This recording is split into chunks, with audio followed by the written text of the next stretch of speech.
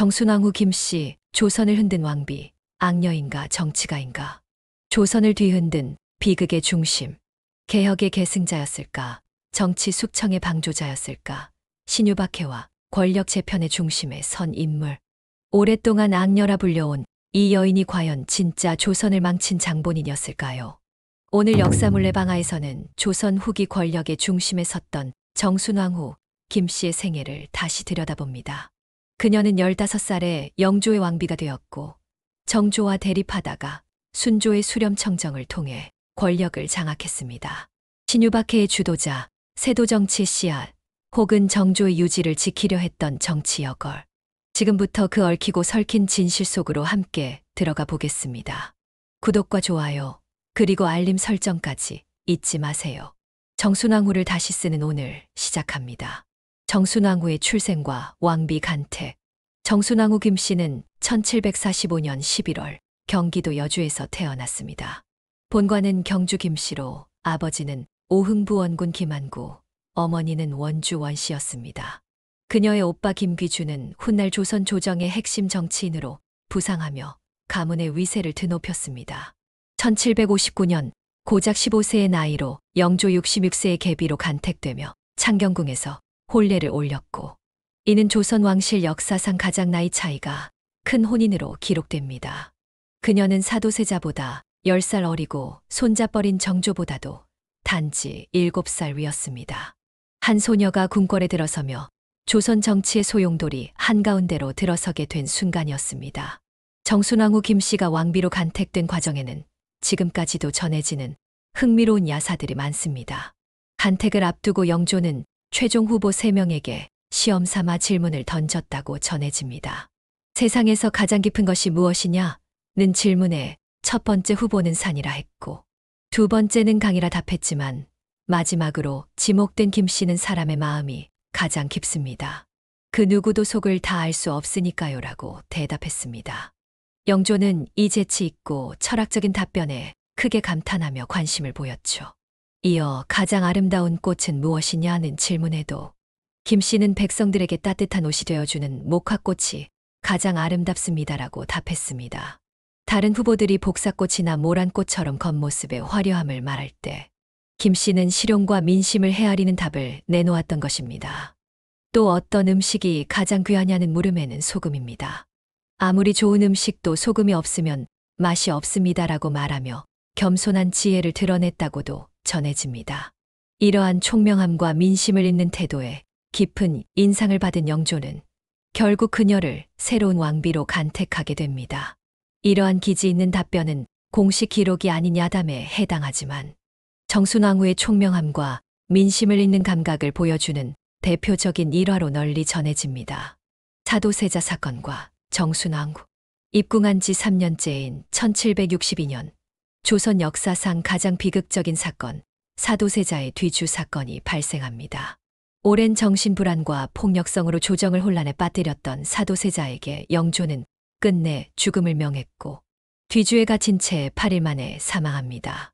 정순왕후의 친정인 경주 김씨, 특히 오빠 김귀주가 사도세자의 비행을 기록한 밀지를 영조에게 전달한 정황으로 인해 정순왕후 역시 사건에 연루되었다는 의혹이 제기되었습니다. 그러나 당시 정순왕후는 겨우 18세, 정치적 실권도 친정의 정계 입지도 미약했던 시기였습니다. 때문에 사도세자 죽음의 직접적 책임자로 보기에는 무리가 있다는 평가가 오늘날에는 더 우세합니다.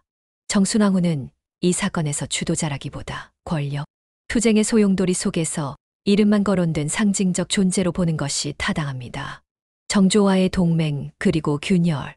정조가 즉위한 초기, 정순왕후는 오히려 정조와 협력 관계를 유지했습니다. 정조는 외조부 홍봉안과 외척 세력의 위협에 불안감을 느끼며 정순왕후에게 조언을 구하고 지지를 요청했다고 전해집니다. 정순왕후의 경주 김씨 가문은 정조의 즉위에 적극적인 반대를 하지 않았으며 오히려 일부 인물은 정조 치세 초기에 중용되기도 했습니다.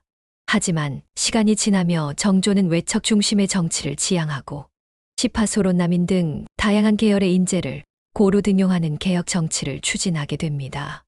이는 노론 벽파 중심인 정순왕후 친정 세력과 충돌하게 되었고 점차 정치 노선이 달라지게 됩니다. 정조와 정순왕후의 갈등이 격화된 대표적 사례는 은원군 사건입니다. 은원군은 사도세자의 아들이자 정조의 이복 동생으로 반란 혐의에 휘말렸습니다. 정조는 가족인 은원군을 보호하려 했지만 정순왕후는 법에 따라 처벌해야 한다며 강경한 입장을 고수했습니다. 이 상소전은 두 사람의 노선 차이를 극명하게 보여주며 정치적 균열의 신호탄이 됩니다. 수렴청정과 권력의 정저. 1800년 정조가 세상을 떠나고 11세의 순조가 즉위하자 왕실의 최고 어른이 된 정순왕후는 대왕대비로서 수렴청정을 시작합니다. 그녀는 제도적으로 정비된 수렴청정 절목을 바탕으로 조정을 장악했고 경주 김씨와 노론 벽파를 중심으로 전국을 재편합니다. 정조가 구축했던 개혁 정책들은 빠르게 해체됩니다.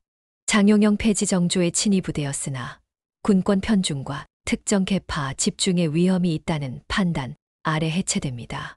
규장각 축소 지나치게 확장된 권한과 정치적 개입이 문제가 되었고 심지어 정조의 측근이었던 정약용조차 개편의 필요성을 인정했습니다. 비변사 개편과 공로비 축소 등 제도적 정비 역시 병행되어 국정체계를 재정립하려는 노력이 엿보입니다. 이는 단순한 정조 개혁의 부정이 아니라 변화한 정치 환경에 맞춘 현실적 조정이라는 해석도 가능하다는 평가가 있습니다. 신유박해와 정치적 숙처. 1801년 발생한 신유박해는 단순한 종교 탄압을 넘어선 정치적 숙청의 성격을 지녔습니다.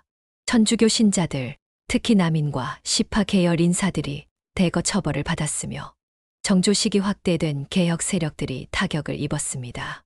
정순왕후가 금교령을 내린 주체였던 것은 사실이지만 신유박해의 집행은 노론 벽파와 벽파 중신들에 의해 주도되었습니다. 정순왕후가 박해를 정치적 명분으로 용인했을 가능성은 있으나 직접 지휘했다는 명확한 기록은 없습니다. 오히려 정약용 형제를 처형하라는 상소를 여러 차례 무마한 기록이 남아있어 사태 확대를 막으려 했다는 해석도 존재합니다. 퇴장 이후와 세도 정치의 서막. 1803년 민심 이반과 화재가 겹치며 정순왕후는 수렴청정을 거두고 정치 일선에서 물러납니다. 이후 순조의 장인이자 안동 김씨의 수장인 김조순이 정권을 장악하며 세도 정치가 시작됩니다. 정순왕후가 김조순의 등용을 의도적으로 도왔다거나 권력을 넘겼다는 직접적 증거는 없습니다.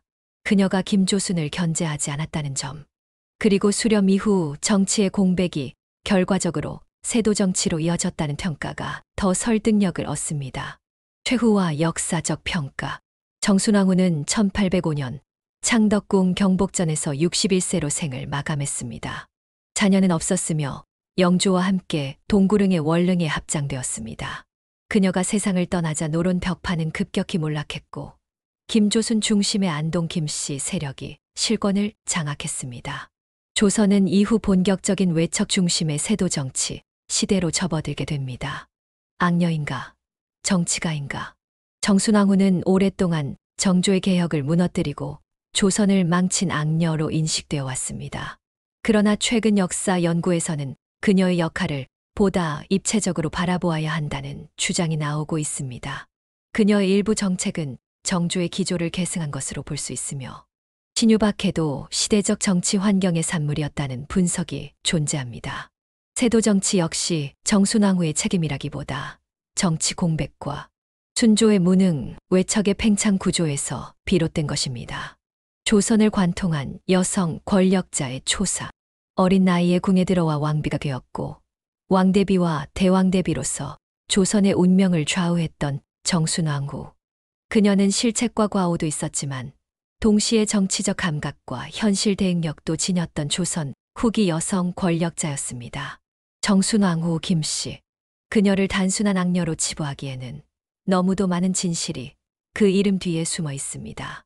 역사물 내방하였습니다.